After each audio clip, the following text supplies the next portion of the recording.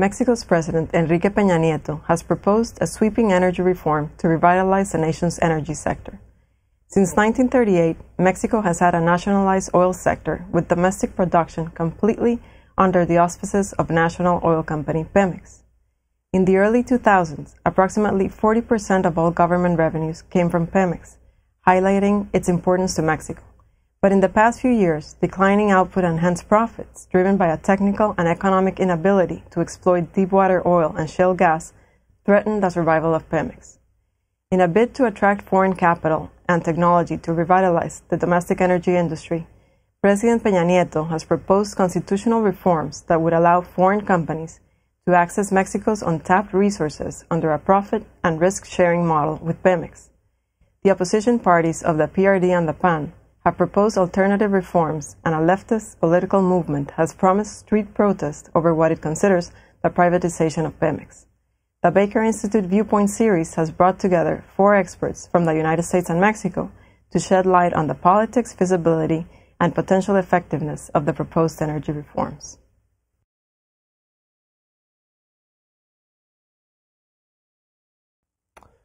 The proposed energy reforms in Mexico, should they actually be adopted into law, will only be successful if they can actually incentivize major capital investors to bring technology and resources into Mexico. And so really what you're talking about is what are the fiscal reforms effectively going to mean for providing incentive to attract that capital.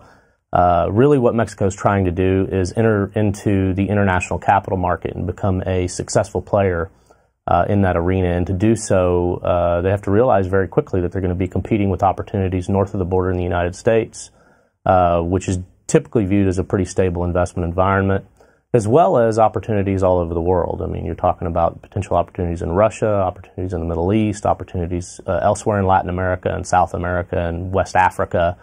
So really what you're talking about is Mexico becoming an outward-looking player and trying to become competitive in that environment. So, the reforms are a good first step, but really what they have to be is diligent in trying to understand what it takes to be successful in that international capital arena.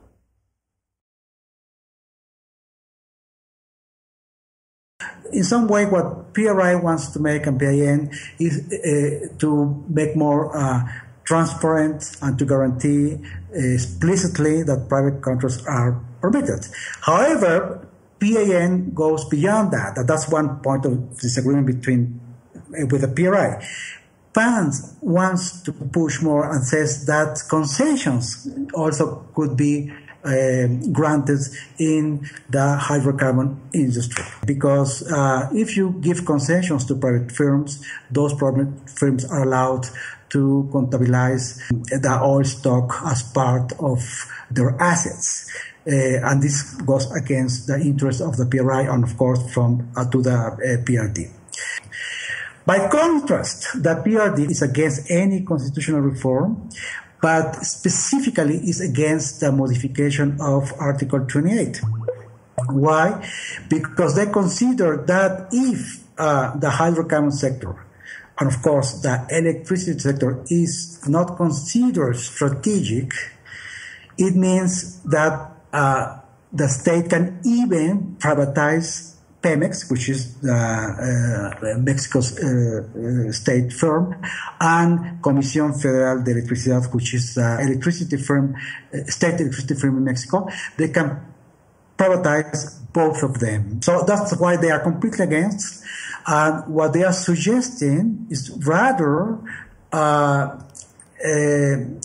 fiscal reform, which we still don't know how it's gonna be, and a major autonomy of Pemex and the the state electricity firm. The PRD is already calling for a major meeting for rallies in order to a plebiscite, which is also considered in the Constitution, in order to ask the general population whether they want a modification of the Constitution or not.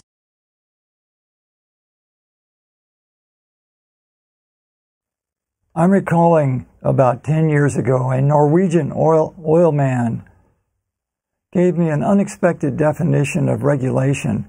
He said, regulation in the oil business is that which simultaneously promotes cooperation and competition.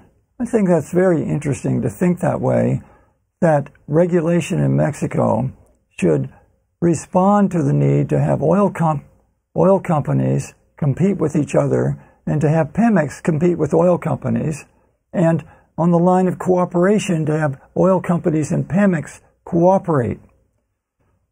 So there would be a third element to put into the regulatory thinking that wasn't mentioned, and that is environmental protection and industrial safety. So if we back up and say, what should the Peña Nieto people be thinking about, is some broad scheme by which the whole Gulf, they have a vision for a single environmental and safety and regulatory framework for the Gulf of Mexico. So in this, the key person, the key figure has to be the Hydrocarbons Commission, or the National Hydrocarbons Commission, that has to be the regulator and the interface between the oil companies and the state, and between Pemex and the state.